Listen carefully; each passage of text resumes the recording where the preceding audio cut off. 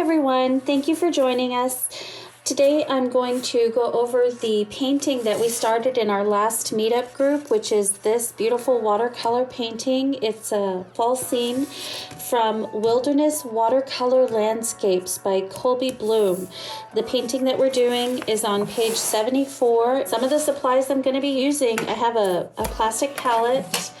I'm going to be using the colors that she recommended in the book. She recommends yellow ochre, Pyrrole Scarlet, Permanent Red, Perylene Violet, and Burnt Umber. So I'll be using those colors. A very light pencil for sketching out just the outline of the drawing I'm going to be doing. I do have a mop brush, and I'll probably be using 8 and a 2, probably these, for the painting for the finer aspects and some of the bigger spaces. I have a pencil sharpener, kneaded eraser, a squirt bottle for moistening my paints. I'm using Canson XL watercolor paper. The 9x12, I just cut it in half, so it is 6x9. I'll be using a piece of scratch paper to kind of swatch as I'm mixing my colors, and I'll be painting on this. You can see on here I taped it off, so I'll also be using some washi tape to tape it to just a clipboard. A couple of other tools that I forgot to mention are a heat tool. I'm using an embossing heat tool, but you can use a hair dryer. We're going to need to dry it between layers, and paper towels. I forgot to mention we're going to need some paper towels. First thing we're going to do is create the background. I'm going to start just by adding some clean water to the background in a thin layer. I'm going to cover the whole page, and I'm going to start by adding kind of this pretty dusty pink color. It's not the same throughout. It's darker in some areas, so I'm gonna keep this handy just to refer back to. And I'm gonna start with this. I think this is the Pyrrole Scarlet. Yes. So I'm just gonna go in and add some of this color here. I'm also going to add some yellow ochre, and I'm going to want to do this pretty quickly because I really don't want the water to dry before I get all this in here. I'm doing very, very light washes. You can make yours darker, whatever makes you happy. And come back in with this Pyrrole Scarlet. Okay, so I've got a nice background. There's color spread across my page. I am going to use my heating tool to dry this. Now that it's dry, I'm going to use my pencil to sketch out these horizon lines. I'm just going to very, very lightly draw where I want them to go. These lines, they're not going to be straight because most horizon lines are not straight. Well, horizon lines themselves are, but these are some hills. And I think I may have uploaded a couple of pictures of this to our meetup group, so you should have access to those. Next thing I'm going to do is add a line of clean water to the furthest hill. I'm going to make sure that the top of my brush covers that pencil line because I don't want that pencil mark to show through. Just adding clean water and then pull it down. I'm going to start with, I think I'm going to do my furthest horizon line in kind of a mix between this yellow ochre and Pyrrole Scarlet. Make it a little bit kind of orangey. And I'm going to add some water so that it lightens up a bit. I'm going to add the paint to that water line that I drew. Yeah, that's a little bit brighter than I wanted. So I've added it to the pencil line, and I'm also going to rinse my brush off and use a clean brush to kind of blend this down. I don't want there to be a harsh line at the bottom. I'm going to use my finer brush to come in with this color and add those tree shapes. The tree shapes that Colby shares with us, it's a straight line, and then she calls it the blobby technique, where she kind of just moves the brush around to create blobs of branches, suggestions of leaves. Some branches, they jut out. Trees are not perfect triangles, so make sure that you have your branches kind of expressing themselves. There we go. All right, that's the general idea of the tree shape that we're going to be doing. Since they're far away, you won't be able to see as much details. So the furthest ones are not going to be much more than a line with just a couple of hash marks. I'm going to stagger my trees in height and in distance. Like I said, the furthest ones, there's not too much detail. They're more suggestions of trees. But I want lots of them. I want this to look like a very full hill. I think I'm gonna, to give it a little bit more color, I'm gonna add in some of this Pyrrole Scarlet, but I'm gonna dilute it quite a bit because I don't want it to be too strong. Sometimes it helps to dab your brush on a paper towel to remove some of the excess paint. It might, if you go straight from the palette to the paper, it can be too much paint for such a small detail. I'm gonna kind of blend this out a little bit more, and then I'm gonna use the hairdryer and dry this so that I can go in with the next layer. For the next layer, I'm gonna repeat the whole process again. I'm gonna start with clean water, and I'm going to draw it across that line. And I'm gonna use the same colors, but a little bit darker. So I'm gonna add a little bit more yellow ochre. And I'm gonna do the same thing. I'm gonna come up to the tree line that I drew, and I'm going over the water, but the top is on the drier paper and the bottom moves into the water that I added. I'm gonna use my brush to pull this down. I'm going to use my smaller brush to come in and add the trees just like I did. These are going to be a little bit bigger because this tree line is closer. So I can make these a little bit more, a little bit brighter, maybe more intense.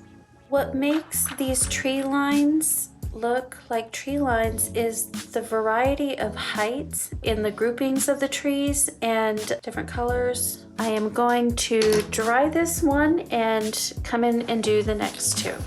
We have two more tree lines to paint, and these two actually don't extend all the way across like this one. Let's see, I'm gonna go in with some Pyrrole Scarlet, make it a little bit darker, more orangey. I'm gonna just paint some clean water across where I want my tree line to go. And now I'll come in with my Pyrrole Scarlet and add this. I'm feeling like this is a little bit too matchy-matchy. I'm gonna throw in some of this violet and see what we get. A nice darker, more autumn-y color. That's very nice.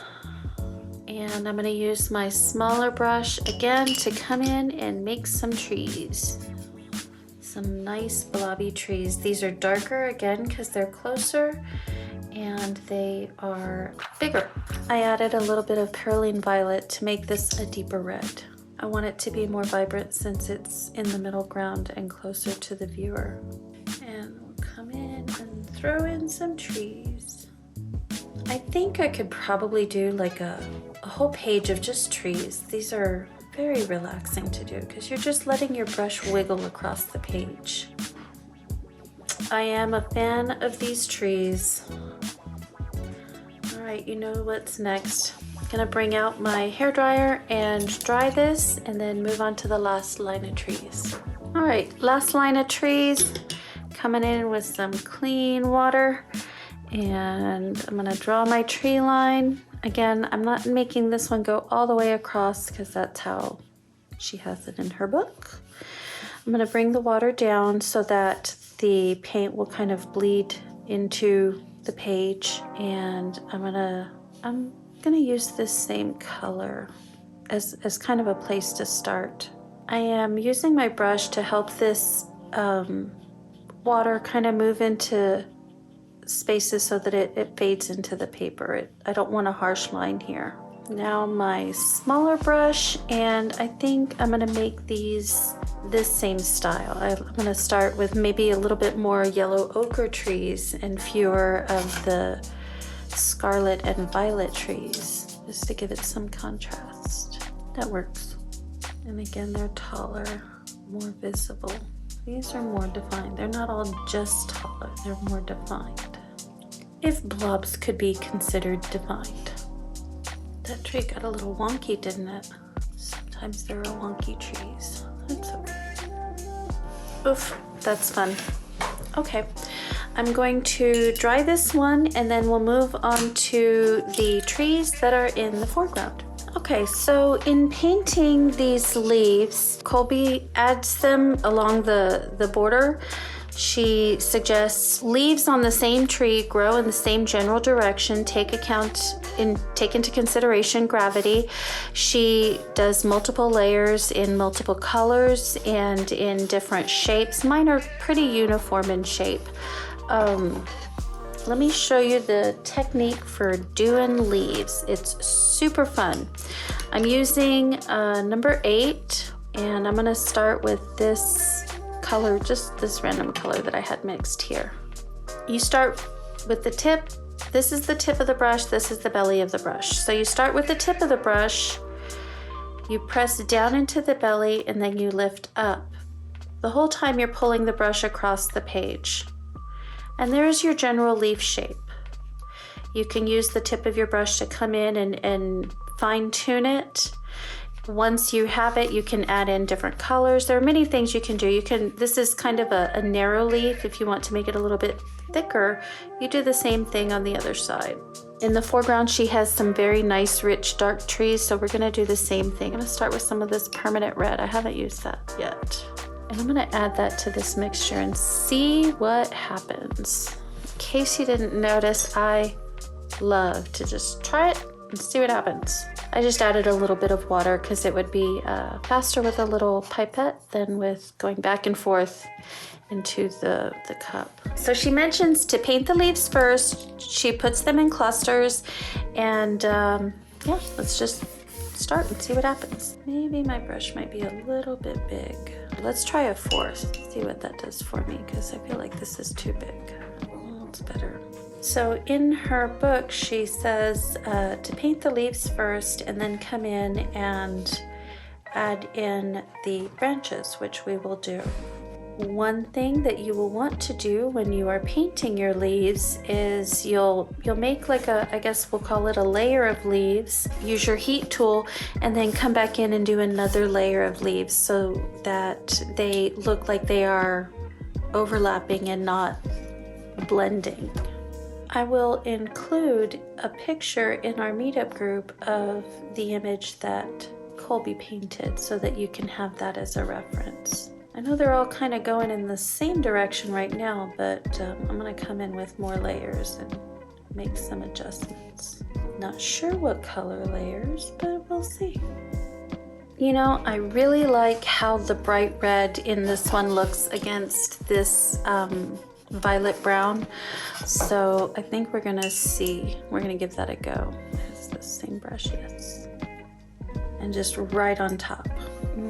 It's not quite bright enough. That's good. I think the colors of fall make it such a fun season. I don't worry too much about making mistakes. I feel they are definitely part of the learning process. If I don't make mistakes, then I haven't really had an opportunity to learn anything. So I really approach pretty much everything that way, but I don't mind mistakes. This is probably the 4th time I've done this painting, and every time I've learned something different from it. So I'm gonna dry this and move on to the tree on the left-hand side. In her reference image and in one of my reference paintings that I made, the tree on the left is lighter in color, and I'm definitely gonna go with that because I really like it. I like those oranges very much, very, very much. So I'm gonna grab a paper towel and mop up some of this color that I have on my palette to make room for some orange. And you know, these watercolor paper towels, I never really throw them away because, well, eventually I do, but I reuse them forever. Okay, let's see. We want some pretty oranges. So we're gonna start with some yellow ochre, and we're gonna mix it with some permanent red. Oh, what a fun color. You know what? I'm gonna throw in some Pearl Scarlet. Okay, let's do it and see what happens. Oof, these leaves get a little bit big. All right, I'm gonna dry that and then add my last layer. Okay, so for my last layer, let's see what it looks like with some yellow ochre. It's not as vibrant as the ones that I did with the new gamboge. Not quite. Let's try some straight perylene. It's very similar. I'm not getting a lot of variety here. They look like little flames, like little fires. Yellow ochre is what we have, so let's just go with it. And you know what's so funny is this painting has the same problem that my first painting had. And that is that my background here I feel is so light. I don't feel that it meshes with the image. So in this one I had that same problem, and I came back in and added in these shades to kind of give it that cohesion. But as you see, I have the same problem. That's okay. It's just interesting trying to not repeat the same mistakes, but it happens. Okay, last thing we're gonna do is add some branches. I'm gonna come in with my number 4 brush and some burnt umber. So I'm just gonna come in and add branches to these leaves. I'm gonna kind of imagine one branch maybe right here and add some thinner branches to them connecting it. I'm not going to connect every single leaf. I think that's too much, but I am going to give some suggestion of these guys are all connected. Like I said, this background here, it's too light for this foreground, for this middle ground that I have. So I'm going to bring in a mixture of Pyrrole Scarlet and Perylene Violet and thin it out with some water and use that to bring some cohesion. I chose something kind of similar to this middle ground here, but I want it much, much thinner. And I'm just using my brush to blend it in. That's better. Better. Making sure that my tape is staying down while I add this in here, because I don't want it to interfere with the border that I have.